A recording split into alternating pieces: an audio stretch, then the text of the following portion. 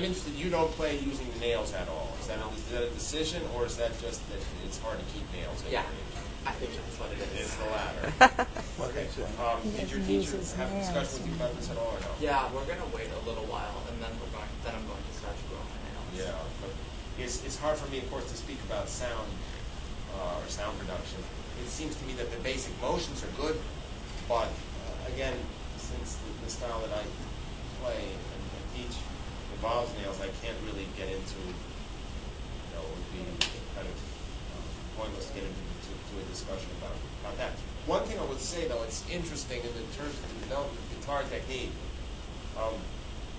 One of the big contributions of Segovia was to use the ring finger, in Spanish, anular, a finger, more than it had been used by previous players.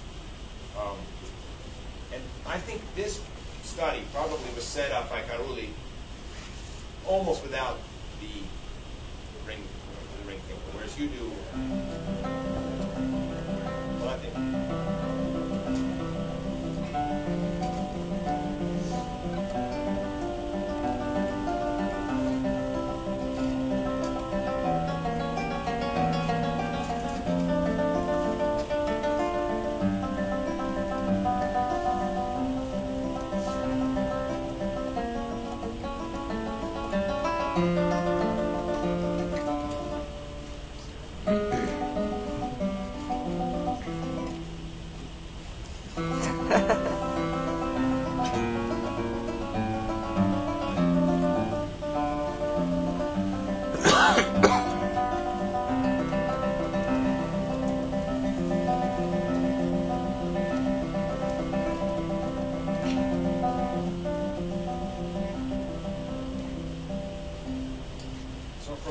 I'm just reading it, but it seems to me that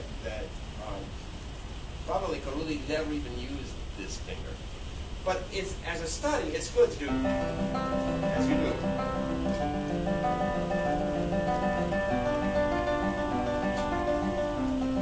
Now, one other thing that you could, however, already begin to practice, and this is one of the most difficult things in guitar playing, and one of the most underrated things.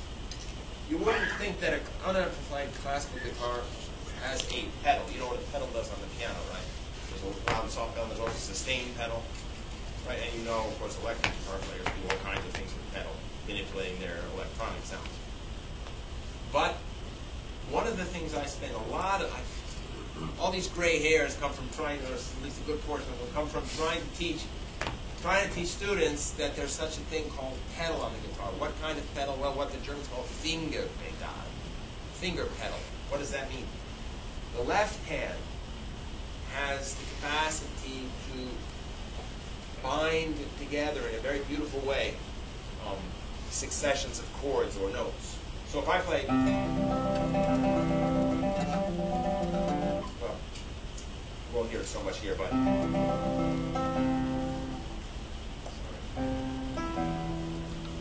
here, watch. I'm going to try, when I do this,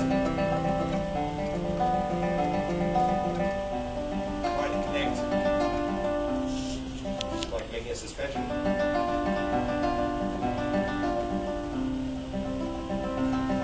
Notice the last note. Connecting with the left hand. See how it's connected? It sounds very seamless, I hope.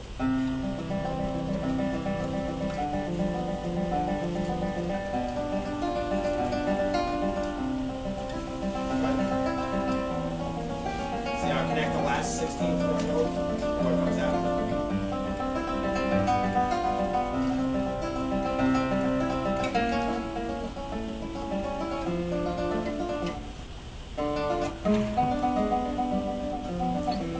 The left hand is connected.